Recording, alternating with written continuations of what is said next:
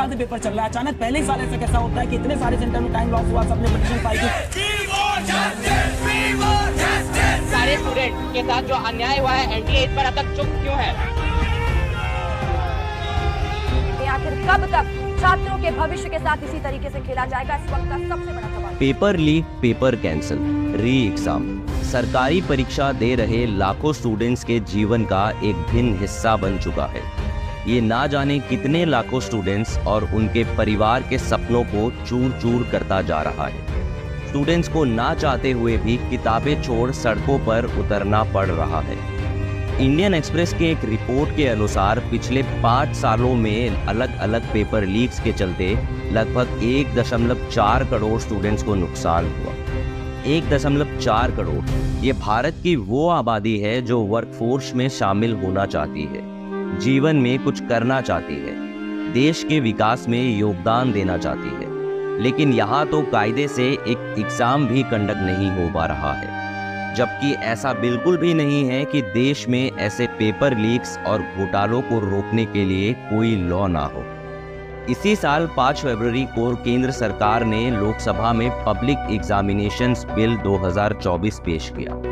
6 फरवरी और 9 फरवरी को ये बिल लोकसभा और राज्यसभा से पास हो गया। परीक्षा में नकल के हथकंडों और पेपर लीक्स पर शिकंजा कसने के लिए ये कानून लाया गया। पब्लिक एग्जामिनेशन एक्ट 2024 को एंटी पेपर लीक लॉ के नाम से भी जाना जाता है।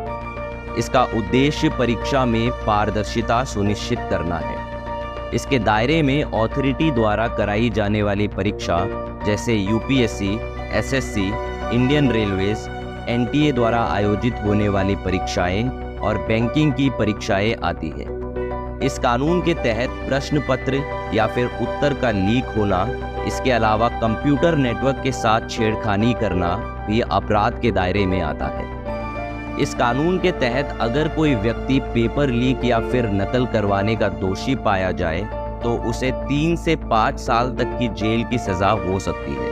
वहीं अगर कोई ग्रुप या फिर संगठन परीक्षा में गड़बड़ करे तो उसे 5 से 10 साल तक की जेल और 1 करोड़ रुपए जुर्माने का प्रावधान है। इस कानून में अनफेयर मीन्स के दायरे में क्वेश्चन पेपर या आंसर लीक करना, परीक्षा के दौरान परीक्षार्थी की मदद करना, सॉल्यूशन उपलब्ध करवाना, कंप्यूटर रिसोर्सेज से खिलवाड़ करना, किसी अभ्यर्थी की जगह पर दूसरे को परीक्षा दिलवाना, फर्जी दस्तावेज जारी करना और मेरिट लिस्ट से छेड़खानी करना शामिल है। पेपर लीक्स को रोकने के लिए हमारे देश में कानून तो है, पर बावजूद इसके लाखों स्टूडेंट्स के वर्तमान और भविष्य के साथ खिलवाड़ हो रहा।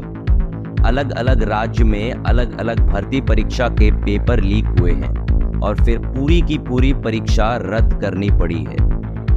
एक स्टूडेंट्स जेईई हो या नीट, यूपीएससी हो या एसएससी, ऐसे परीक्षा के लिए दिन रात मेहनत करता है और जब रिजल्ट कुछ ऐसा सामने आता है तो कई बार कुछ स्टूडेंट्स जिंदगी से हार मान लेते हैं। इतने सख्त लॉ होने के बाद भी आखिर ऐसे स्कैम हमारे देश में क्यों हो रहे हैं?